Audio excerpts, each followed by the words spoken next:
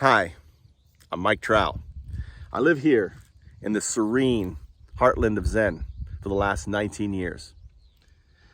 And I've been working on a dream, and that dream has been educating the world via an autonomous agent called AI.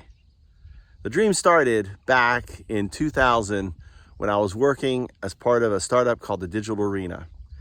And I saw certification programming and I thought, we could automate all this. When I moved to Japan, I started teaching and the Nintendo DS had come out. And I thought to myself, the kids were all crazy about it. We could automate learning because I started playing the role of AI and acting as though I was the interface.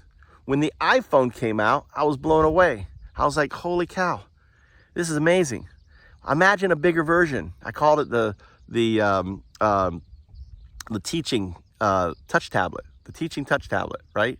Be a bigger version with cameras on it, and the kid wouldn't need to write or read because I'm dyslexic, and it would just interact with the AI. And it would push the games and everything else, and it would control the education experience. I reached out to a friend of mine in DC called Russell Clark, and he was like, my brother is an AI, guru. He works at DARPA. His name was Chris, amazing guy. And he passed away with ALS in 2012. And I would talk to Chris, and Chris was like, and he's like, I can't talk about my work.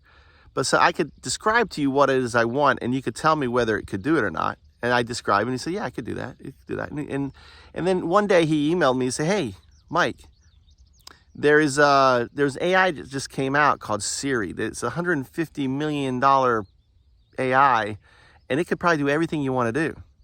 So I'm reaching out to Siri, trying to get a conversation with them, saying, hey, I'm an English teacher living in rural Japan, right? No access to capital networks, just with this crazy dream.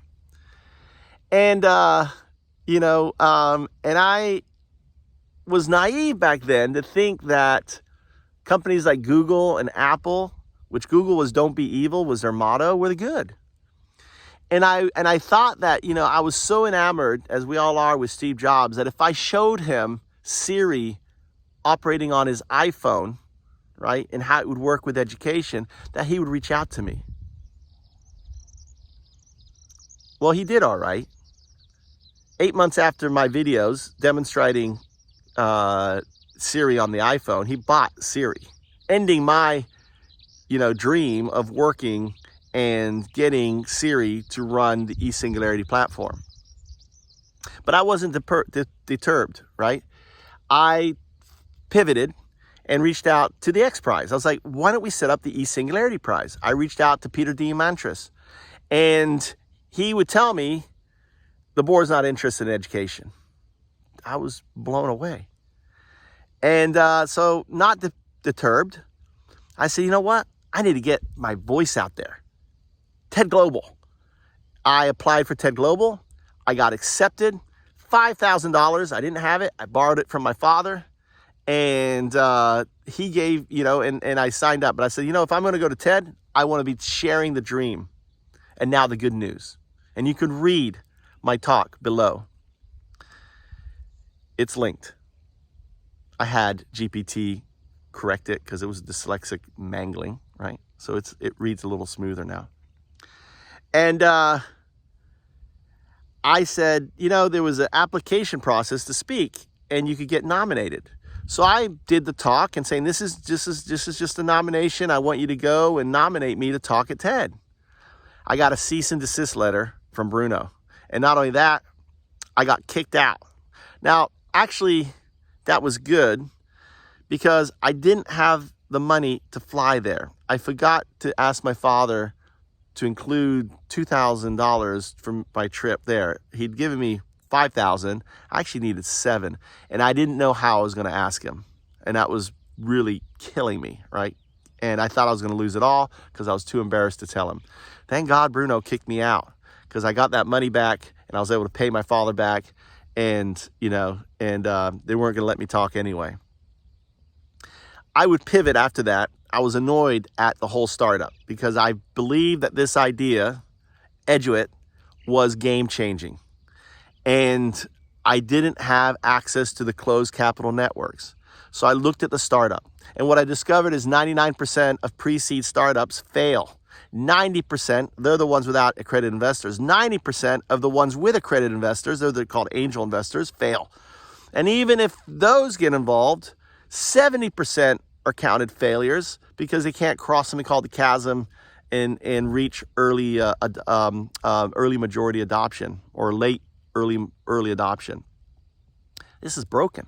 So I came up with the idea of a decentralized open startup called a found up that would take an idea, help the founder develop a team, and it would all be AI driven. The same AI that I wanted for education, I thought I could use it for a startup. I couldn't get anyone to bite. And frustrated, in 2011, I would turn to the founders of Bitcoin because I built the first Bitcoin blockchain diagram showing the found up how it would work through on the blockchain with Bitcoin and how it would passively crowdfund, and you call that an ICO, and how it would go through this whole process until it launched as an open, decentralized corporation, what you call a DAO. I shared all my work with the founders of Bitcoin Magazine, Michał Lisi specifically, who would go on to launch Ethereum, right? And prior to that, he would tell me before they launched that my work completed what they were working on, which was a stab in the heart because I was trying to recruit Alisi to come work for FoundUps. And I was so blown away by it that I pivoted and I went and did permaculture until the DAO was hacked. And that's for another story. But now, 23 years later, we have the AI. We can launch EDUIT. And I invite you to be part of it. Go to eduit.org and help me usher in a dream that will change the world.